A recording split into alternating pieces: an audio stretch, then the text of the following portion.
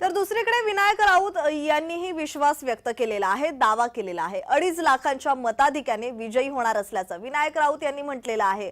समोर कुणीही असो मला काळजी नाही असं विनायक राऊत यांनी म्हटलंय। रत्नागिरी सिंधुदुर्गातल्या विजयाबाबत विनायक राऊत ठाम असल्याचं पाहावयास मिळत आहे।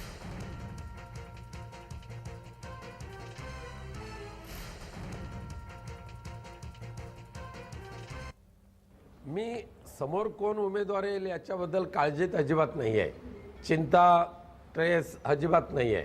कोणी येवो आपल्याला लढायचं आहे आणि प्रचंड मताधिक्याने जिंकायचं आहे हा आत्मविश्वास मनामध्ये ठेवून आम्ही कामाला लागलेलो आहोत। शिवसेनेसहित आघाडीचे सर्वच पक्ष अत्यंत हिरिरीने उत्साहाने प्रचार कार्यालयामध्ये सहभागी झालेले आहेत आणि कोणत्या परिस्थितीमध्ये विजय हा 2.5 लाखाच्या मताधिक्याने मिळवायचाच हा निर्धार करून सर्वजण कामाला लागलेले आहेत।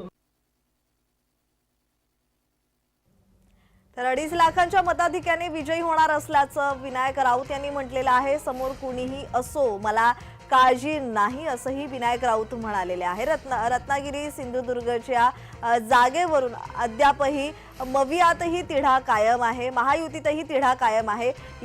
ही जागा महायुतीतही कोणालाही देण्यात आलेली नाहीये ना मवियात, त्यामुळे आता या जागेवरून दावे प्रतिदावे होताना दिसतायत।